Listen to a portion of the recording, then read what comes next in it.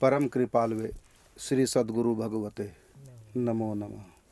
जय श्री राधे, जय श्री कृष्ण। आप श्रवण कर रहे हैं प्रश्नोत्तरी कार्यक्रम।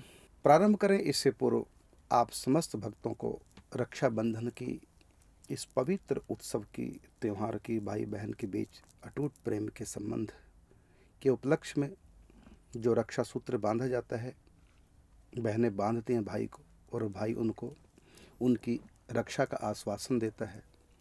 ये बड़ा पवित्र उत्सव है, त्यौहार है सनातन धर्म का। इसके लिए आप सब भक्तों को बहुत बहुत बधाई, बहुत बहुत शुभकामना। कार्यक्रम प्रश्नोत्तरी प्रारंभ करें इससे पूर्व लेते हैं आज की पहेली। कल पहली पूछी थी कि नीलांबर में शशि छिपो, नीलांबर अकुलाए, नीलांबर प्रिय मान में, नीलांबर की छाए। इसमें दोहे के चारों चरणों के प्रथम में जो नीलांबर शब्द 4 बार आया है, ये यमक अलंकार है कविता का। तो इसमें चारों नीलांबरों के अलग अलग अर्थ हैं, वो बताने थे। तो 30% भक्तों के उत्तर सही हैं और कुछ भक्तों ने आधे उत्तर सही दिए, आधे गलत। तो सही उत्तर क्या है? प्रथम नीलांबर, नीलांबर में शशि छिपो। नीलांबर का अर्थ नीला वस्त्र, नीले वस्त्र में शशि छिपा हुआ है। क्योंकि हम लोग निकुंज उपासक और निकुंज की चर्चा कर रहे हैं, तो यह मुख का सीधा सीधा अर्थ राधा रानी का मुख कमल, शशि। शशि का अर्थ है श्री राधा रानी का मुख, मुख चंद्र। नीलांबर में अर्थात नीले वस्त्र का घूंघट किया, नीली चुंदरी का घूंघट किया हुआ है। नीलांबर अकुलाए, तो नीलांबर का अर्थ, इसमें अंबर शब्द का अर्थ है, पहले अंबर शब्द का अर्थ है वस्त्र और अंबर शब्द का दूसरा अर्थ होता है आकाश। तो नीलांबर का मतलब नीला आकाश। तो श्री कृष्ण की अंग कांति नीले आकाश सदृश है, इसलिए नीला आकाश भी श्री कृष्ण का नाम है। जैसे श्री कृष्ण का एक नाम नीलमणि है। नीलमणि क्यों नाम है श्री कृष्ण का?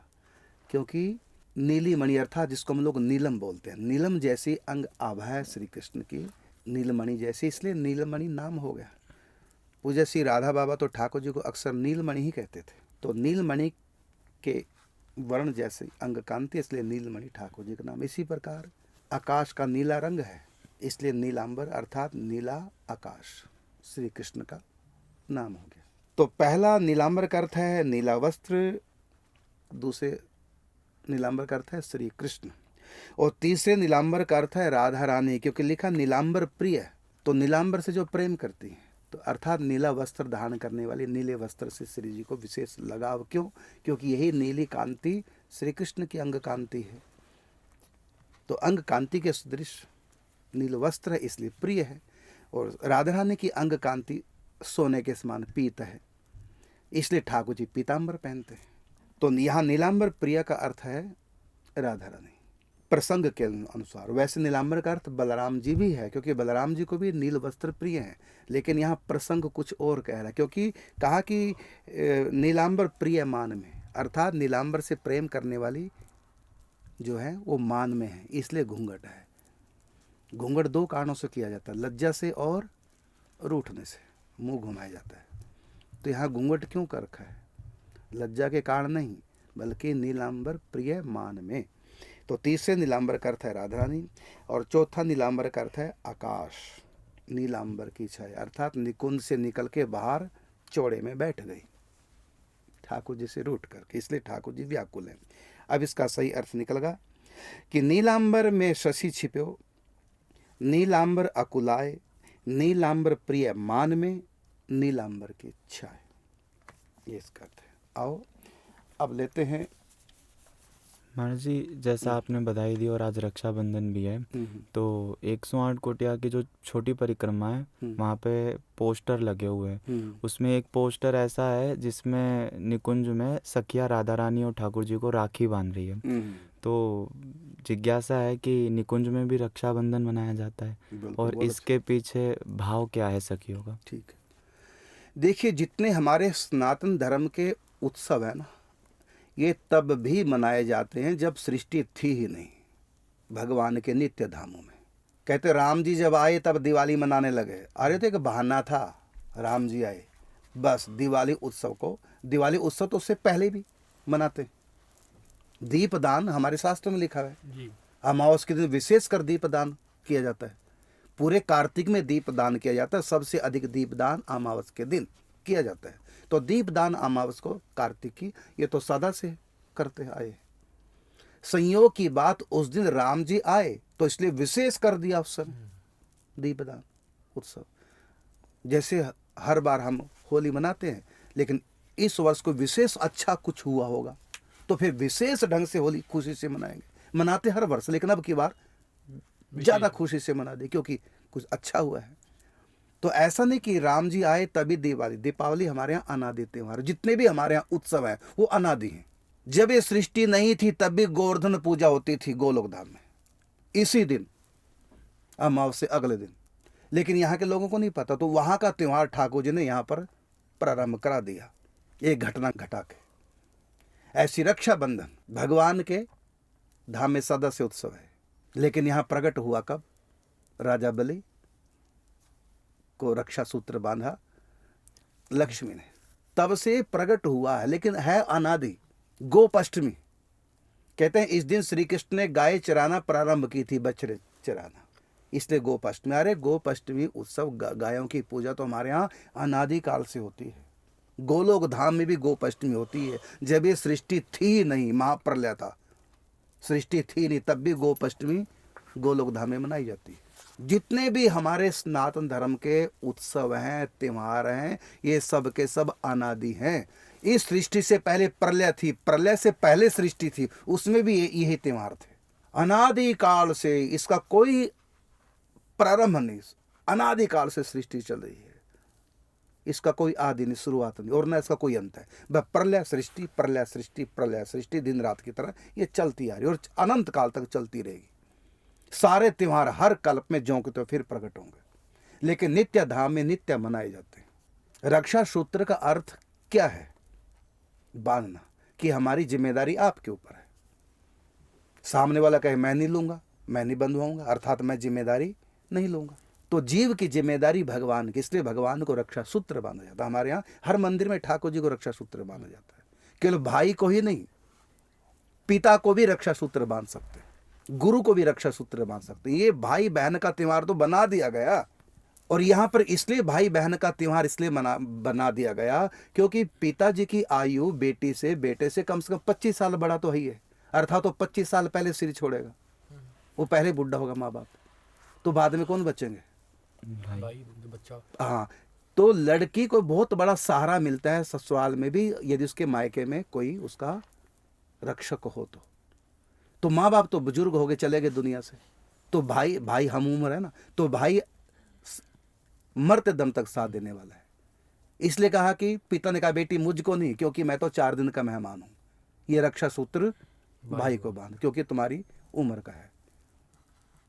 इसलिए भाई बहन का त्योहार बन गया। ये भाई बहन का नहीं है, भैया दूज भाई बहन का ये त्योहार है। रक्षा सूत्र का मतलब कि हमारी जिम्मेदारी रक्षा की आपके ऊपर। जब दो में प्रेम होता है और दो में एक समर्थ होता है, एक कमजोर होता है, तो कमजोर समर्थ को राखी बांधकर, रक्षा सूत्र बांध करके ये कहता है जब भी मुझको कोई आफत आएगी, क्योंकि आप सबल है, मैं कमजोर हूं, आप मेरा साथ दें, क्योंकि दोनों में प्रेम है। ये केवल भाई बहन का त्योहार नहीं है, हम किसी को भी राखी बांध सकते हैं, लेकिन किसको बांधनी चाहिए?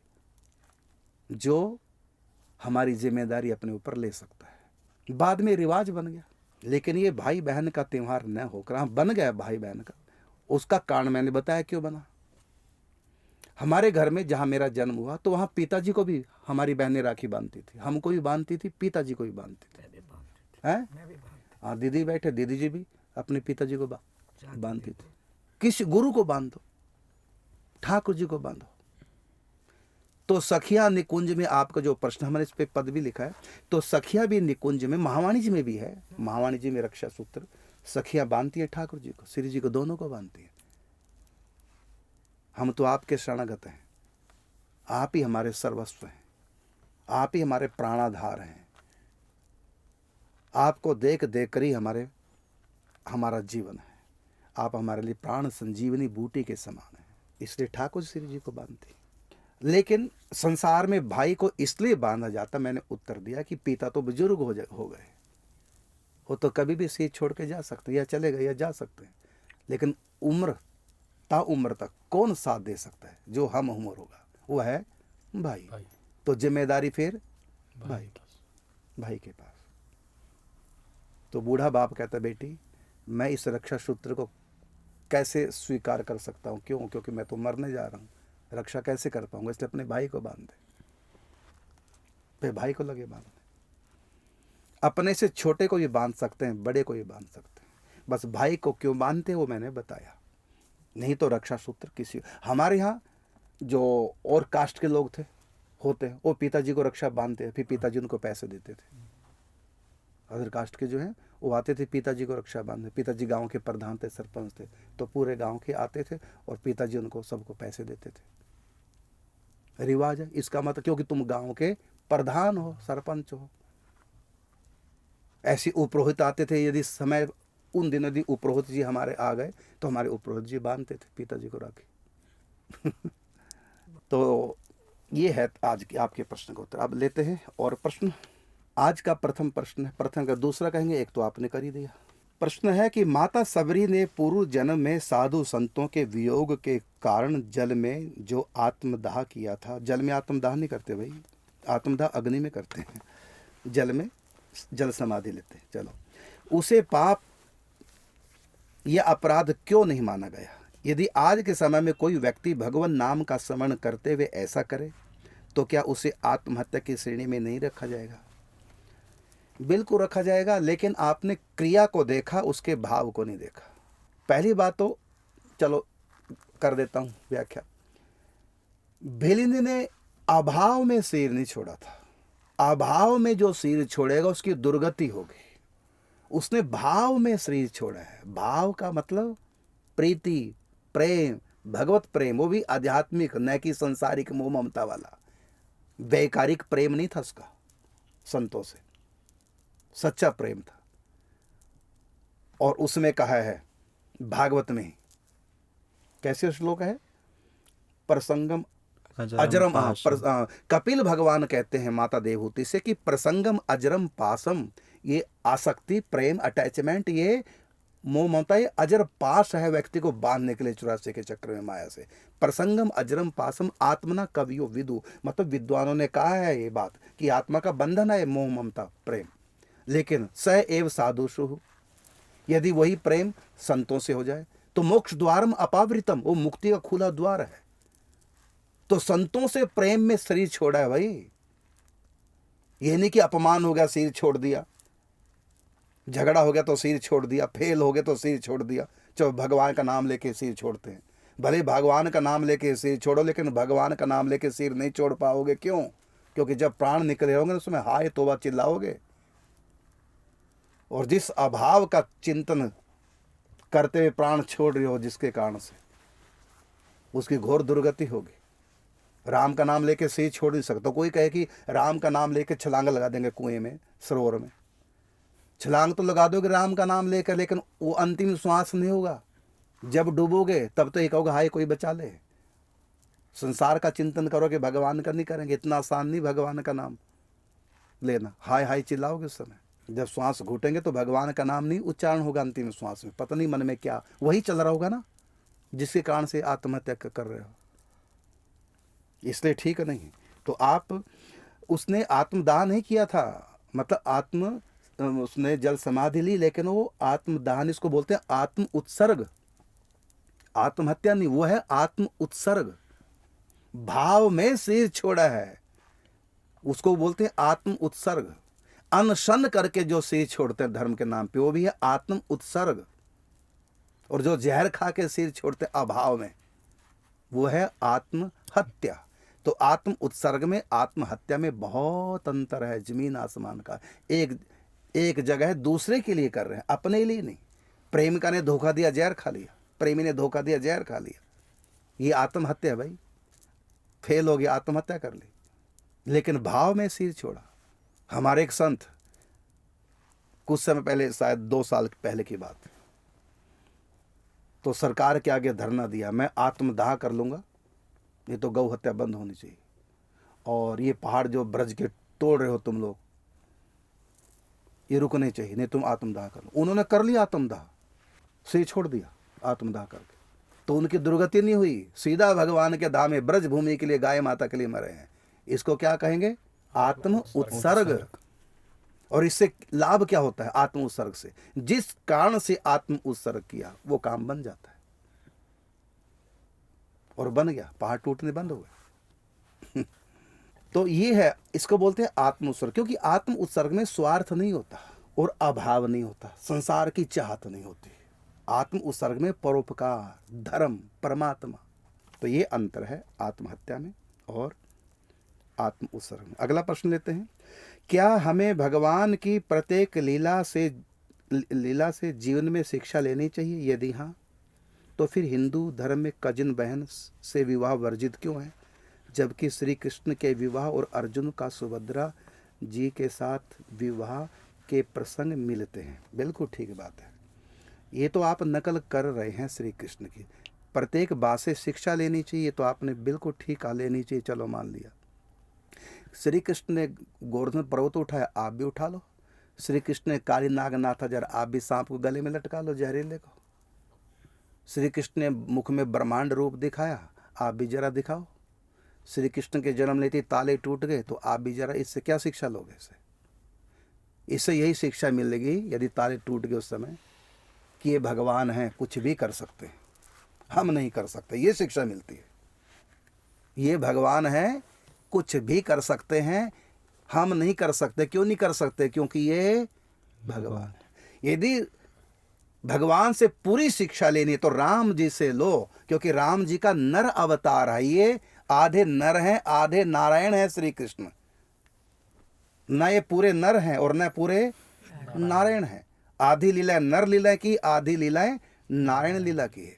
और राम जी ने पूरी की पूरी नर लीला की, इसलिए राम को मर्यादा पुरुषोत्तम कहा, श्री कृष्ण को नहीं कहा मर्यादा पुरुषोत्तम। श्री कृष्ण को कहा है लीला पुरुषोत्तम, और लीला परमात्मा की होती है, और मर्यादा चरित्र इंसान का होता है। इसलिए राम की कथा क्या कहेंगे? रामचरित मानस, वो चरित्र है। इसलिए यदि आपको सब कुछ सीखना है, राम जी से सीखो, श्री कृष्ण से नहीं। श्री कृष्ण की गीता से सब कुछ सीखो। राम ने जो कहा, राम ने जो किया सीखो, और श्री कृष्ण ने जो कहा गीता वो सीखो।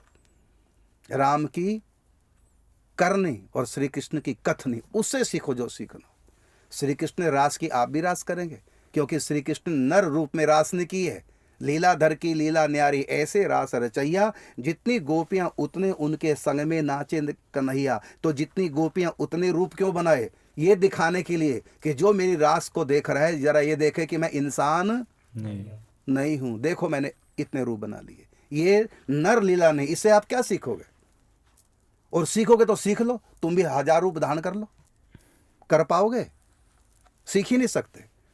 नारायण की लीलाओं से हम सीख नहीं सकते। फिर नारायण ने ऐसी लीला क्यों की? हमारी श्रद्धा को बढ़ाने के लिए, कि देखो मैं क्या कर सकता हूं, मेरी पावर देखो। श्रद्धा को बढ़ाने के लिए उनके प्रभाव की लीला है।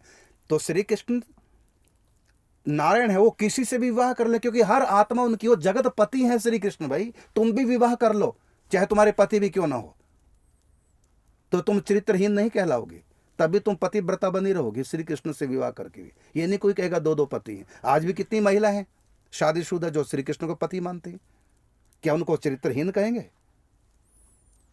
क्योंकि वो परमात्मा से है। वो तो तुम्हारे नहीं, तुम्हारे पति के भी पति हैं श्री कृष्ण, वो जगत पति हैं वो।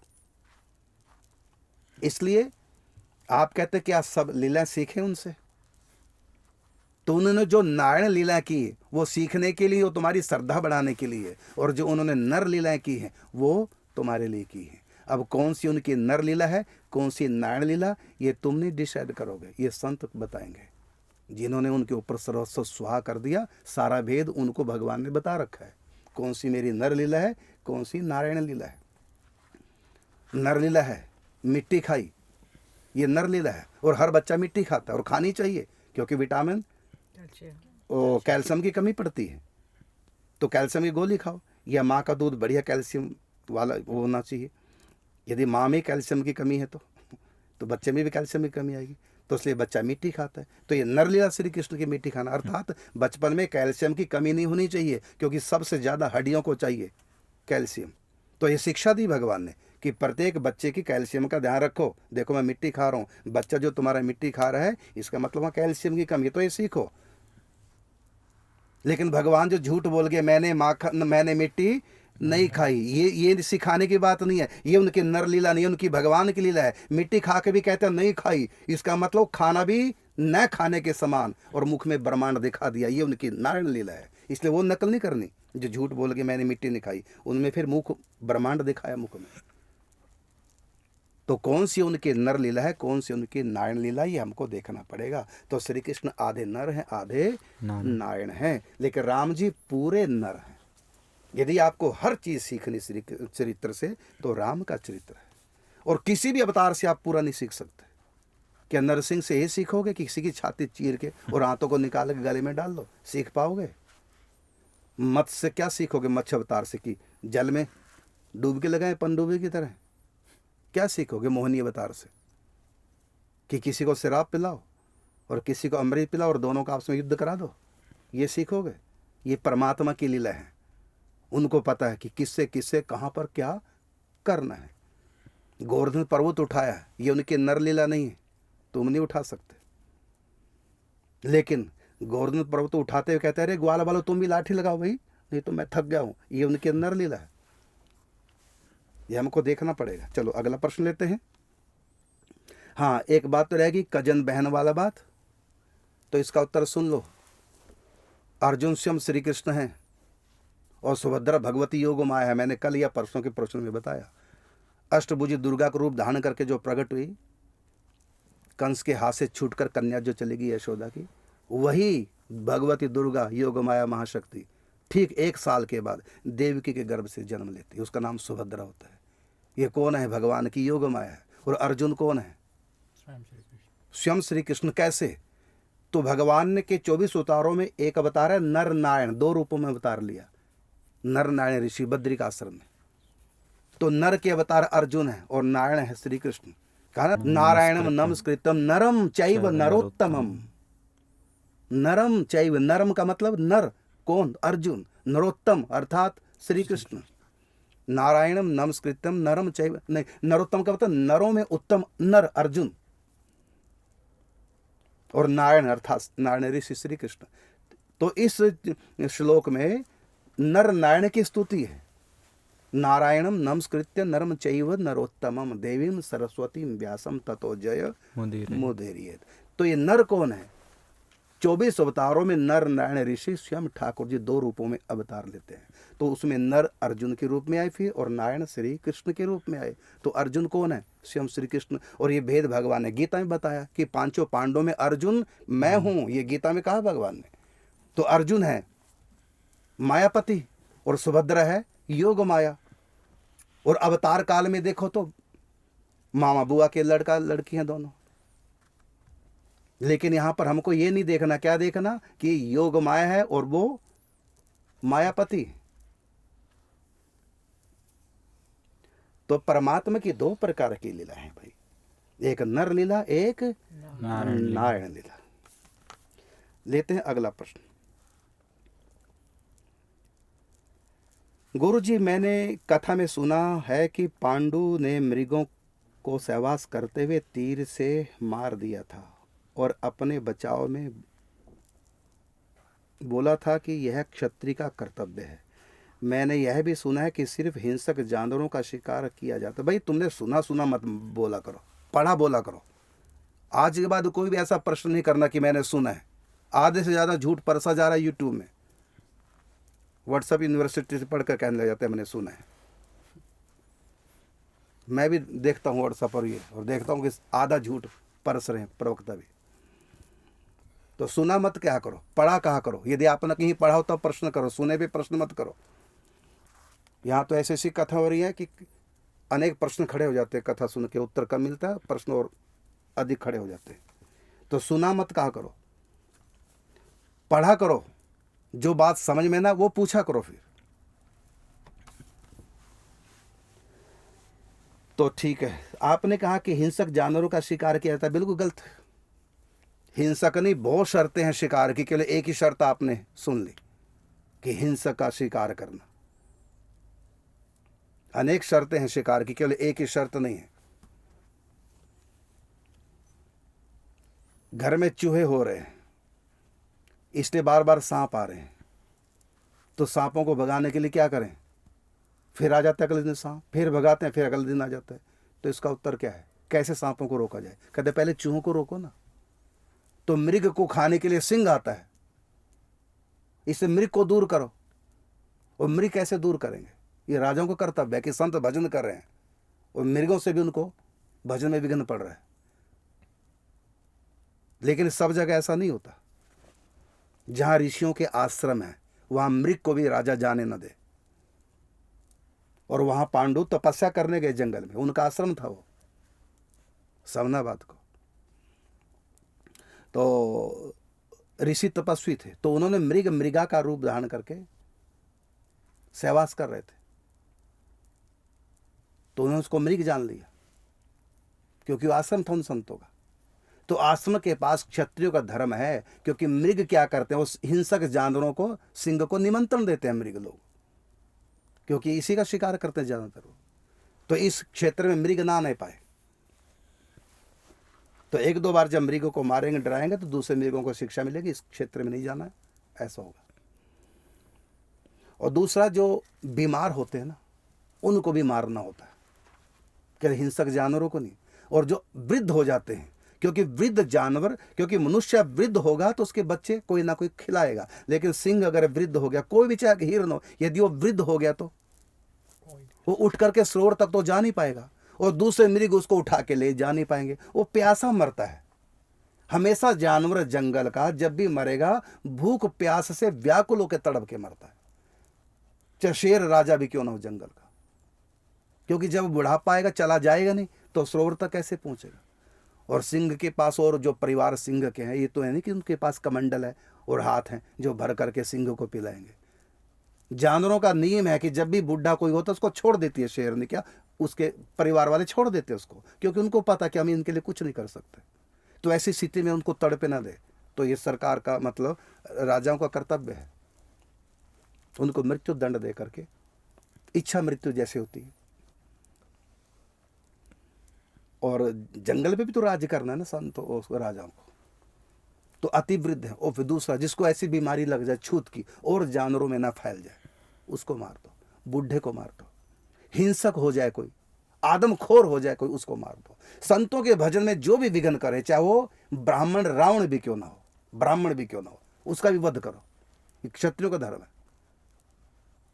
क्योंकि मनुष्य जन्म मिला ही उद्धार करने के लिए। संत दुनिया को छोड़कर के जंगलों में भजन कर रहे हैं, वहां ब्राह्मण एक तंग कर रहा है, तो सारे ब्राह्मणों को मारा। शूद्र को भगवान ने केवल एक को मारा, शंभू को, और ब्राह्मणों को हजारों को मारा भगवान ने। जो भी मर्यादा को तोड़ेगा, क्षत्रिय का धर्म बनता है वो शासन करे उन लोगों के ऊपर। तो मृगों से भी भजन में देखने के मृग के चक्कर में क्या हुआ, महाराज भरत का, राजऋषि भरत का अगला जन्म लेना पड़ गया ना। तो ये थोड़े कि हिंसक जानवर ही विघ्न करते हैं, हिरण भी विघ्न करने लग जाता है। बार बार संतों के पास आएगा, उनको तंग करेगा, प्यार में ही प्यार भी करेगा तब भी। तो एक कारण नहीं है कि हिंसक जानवरों का वध करना, बल्कि ये भी कारण है कि ट्रेनिंग लेना होता है राजाओं को। जंगल में जाकर ट्रेनिंग लेते हैं क्षत्रिय धर्म की, कैसे दुश्मनों के बीच हमको दुश्मनों से बचना है और कैसे उन पर वार करना है। तो हिंसक जानवर और मृग आदि सब के बीच में ट्रेनिंग होती है। तो ये है आपका उत्तर। लेते हैं आज की पहेली। आज की पहेली है, ऐसा मार्ग कौन जहां मान करे गिर जाए, दीन रहे तो चल सके सहज लक्ष्य को पाए। कौन सा ऐसा मार्ग है जो जहां पर थोड़ा भी कहीं अहम आ गया अपने बल का कि मैं इस मार्ग पे चल सकता हूं, बस वो गिर जाएगा। यदि वो दीन रहे, अर्थात मुझ में पावर नहीं, मेरे गुरु की, मेरे गोविंद की पावर से मैं चल रहा हूं, ऐसा भाव करे। दीन रहे तो चल सके और सहज लक्ष्य को पाए, अर्थात बिना विघ्न बाधा के लक्ष्य को प्राप्त कर जाएगा। उसके विघ्न में, रास्ते में कोई विघ्न बाधा नहीं पहुंचा पाएगा। कौन सा वो मार्ग है? ये है आज की पहेली। एक बार फिर मैं पूरी पहेली बोल देता हूँ। ऐसा मार्ग कौन जहाँ मान करे गिर जाए, दीन रहे तो चल सके सहज लक्ष्य को पाए। समय हो चुका है, चर्चा करेंगे कल। तब तक के लिए चाहेंगे आपसे भक्तों से अनुमति। जय श्री राधे, जय श्री कृष्ण।